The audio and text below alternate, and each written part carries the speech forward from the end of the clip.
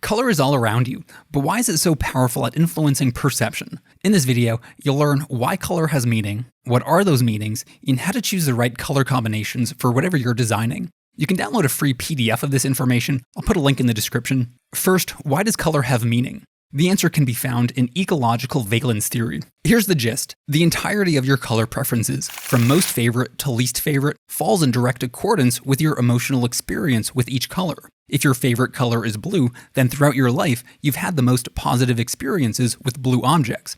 If your least favorite color is brown, then you've had negative experiences with the color brown. And what's interesting is that new experiences can change your color preferences. If you get hit by a blue car, suddenly blue will become less enjoyable to you. Every color will mean something different to each person because everybody has had different experiences with color. Yet, if you peel back the layers, you'll notice that a few colors are experienced in the same context with the same emotions. So let's analyze these colors. But first, what exactly is color? It has three components. Hue is the overall category on the color spectrum, like red, blue, green. Saturation is the level of vividness.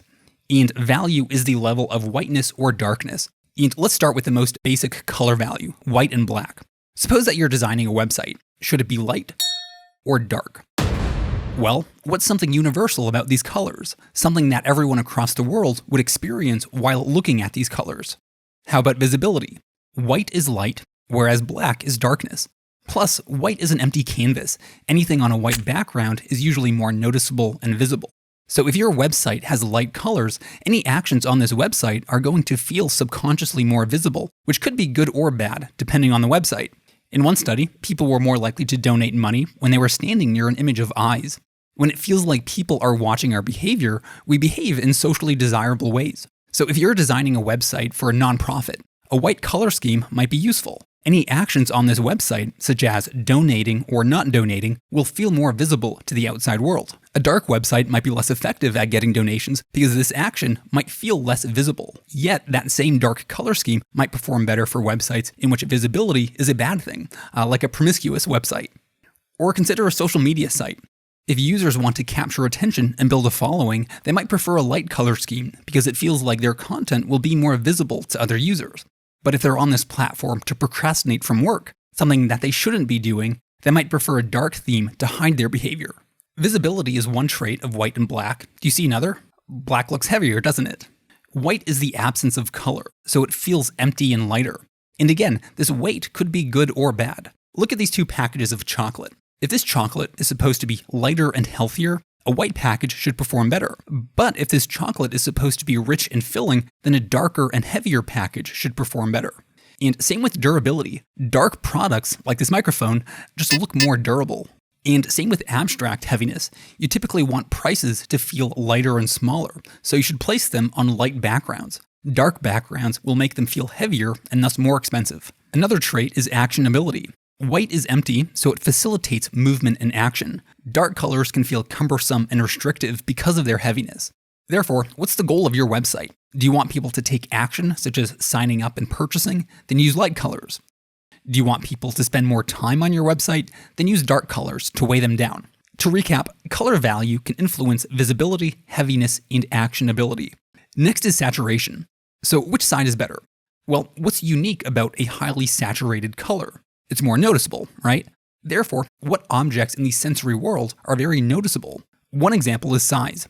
Large objects are more noticeable than small objects. Therefore, a highly saturated color will look larger. These colors grab your attention, but you're not necessarily aware that the color is what grabbed your attention. You just know that something grabbed your attention.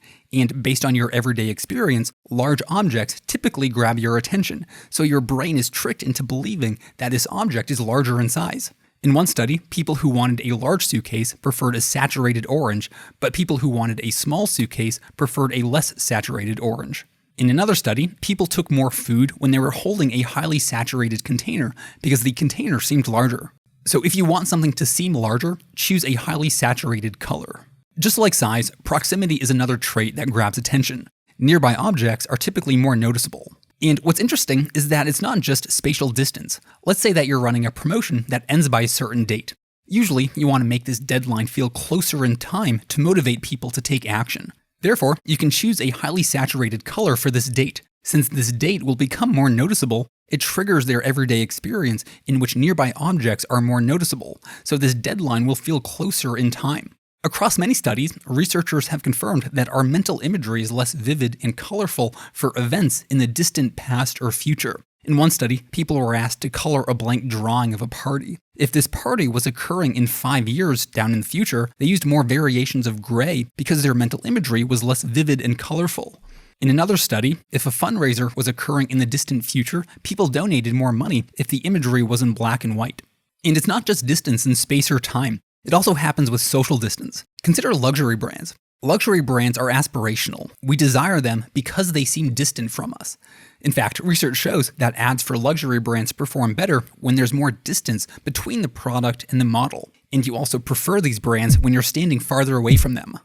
Spatial distance can be helpful for luxury brands, and it seems like these brands recognize the importance of color in shaping this perception. Many luxury brands advertise in grayscale. These washed-out colors depict these brands to be more distant from you, and in turn, this distance makes you desire these brands. What else happens when objects are closer to you? You see more details, right? So that's another effect. Saturated colors feel closer to you, and thus they orient your focus toward the details of this object. In one study, people viewed an advertisement for a camera. If the background of the computer was red, they preferred ads that described the details of the camera. But if the background was blue, they preferred ads that described the gist of the camera. Even though we're looking at hue, red versus blue, I suspect that the true effect comes from the noticeability of red. And lastly, saturated colors can also be stimulating. For example, in eBay auctions, red backgrounds cause people to bid higher because this color heightens their arousal and they bid more aggressively. On the other hand, if you're bringing someone into your office to negotiate a deal, bring them to a room with desaturated colors to minimize their arousal and aggressive tendencies. In another study, blue was effective for loading screens. The saturated color would stimulate people and make them notice each second ticking away during that loading time. To recap, use highly saturated colors to portray a large size, close proximity, detailed information, or exciting context. And finally, color has hue. Everyone thinks hue is most important, but it's actually the least meaningful aspect of color, and here's why.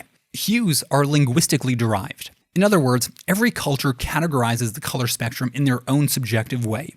The United States has a term for blue and green, but some cultures only have a single term for both colors. Or some cultures, like Russia, divide blue into 2 different colors. Color hues are not universal. But if you retrace the origin of these terms across languages, you find a pattern. Most cultures begin by assigning a term for black and white, and the next color is usually red. So besides black and white, red is a highly primitive color that can influence perception and behavior in some way. So let's look closer at red and one important implication of it. Temperature. Across the world, everyone sees red in the context of physical warmth. In one study, researchers tested different lighting in a mock airplane, and participants felt physically warmer with warm lighting. In another study, people held a steel cup that was cold. If the cup was red, they held it for a longer duration because it seemed warmer. Now earlier, you learned how spatial distance is connected to abstract forms of distance. Same with physical warmth. We use physical warmth to describe abstract concepts like friendliness. In our brain, there's a neural connection between physical warmth and social warmth. Why is that? When your parents held you as a baby, you experienced these 2 concepts simultaneously. There's a popular saying in neuroscience, neurons that fire together wire together. So your brain formed a connection between these 2 concepts because they frequently occurred simultaneously. Fast forward to today, activating one concept will activate the other because of this connection. When you feel cold and your body is craving physical warmth, your brain is unknowingly craving social warmth as well. During the winter, people rent more romantic movies and they crave more social interaction. Conversely, if you're seeking social warmth, your brain will unknowingly seek physical warmth. Lonely people prefer physically warmer stimuli, like showers and food. And all of these findings can explain an interesting effect with the color red.